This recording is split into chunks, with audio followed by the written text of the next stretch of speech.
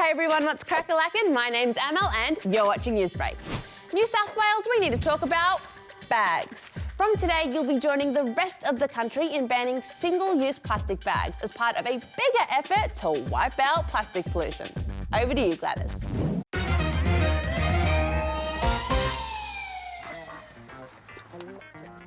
What have we got here? It's just my shopping. Yeah, look, not on my watch. I'll take that.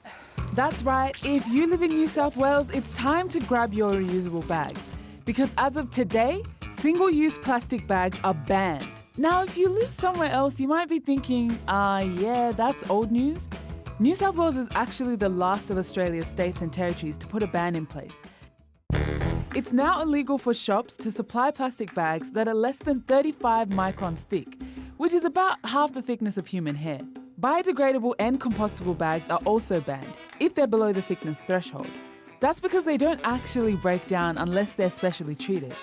Businesses who break the rules will be fined between $11,000 and $275,000. What's going on here? I was just picking up my dog's I'll allow that. Yeah, don't worry. You won't need a reusable bag for this. Ugh. Single-use plastic is still okay for essentials like bin liners, medical bags, and getting your fruit and veg and meat at the deli.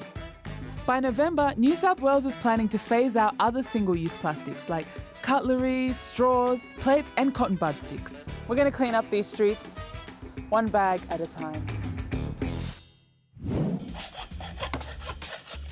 Don't mind me, I'm just building a cabinet.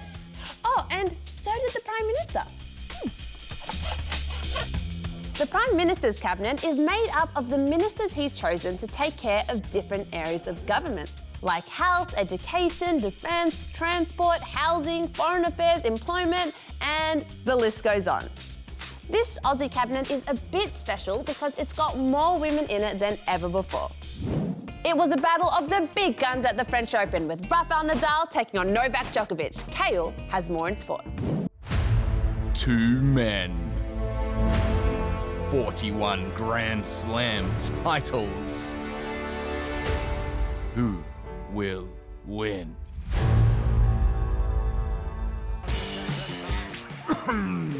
Yep, it was a match of grand proportion. 2 of the all-time greats battling it out for a spot in the French Open semi-finals. And in the end, Rafael Nadal came out on top. He took down Novak Djokovic in 4 long hours, across 4 long sets. Over in the women's, it was an all-American affair in this quarter-final. 18-year-old Coco Gauff breezed past her compatriot Sloane Stephens in straight sets. But it wasn't great news for fellow teenager Leylah Fernandez. She went down to world number 59 Martina Trevisan 6-2, 6-7, 6-3.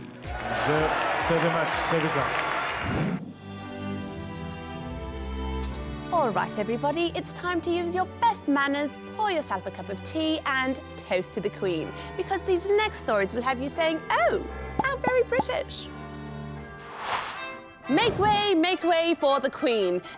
Well, the Lego Queen. Britain's celebrating 70 years of the Queen's rule on the weekend. And Legoland is getting in on the action with this Royal Lego World. It took 18,000 individual Lego bricks and 282 hours to build.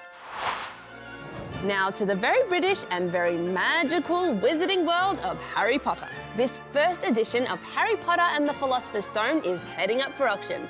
It's from the first set of 500 books printed back in 1997. And it's even got some errors in it, like the spelling of philosophers on the back. But that actually makes it more valuable. Now, when we're talking dogs, it doesn't get more British than a corgi. These guys and their stuffy dog pals have taken over a cafe to celebrate the Queen's favourite dog, which, you guessed it, is a corgi. She's owned more than 30 over the course of her reign, which, to put in British terms, is, well, just a lot of dogs. Jolly good show. Toodaloo. I love tea.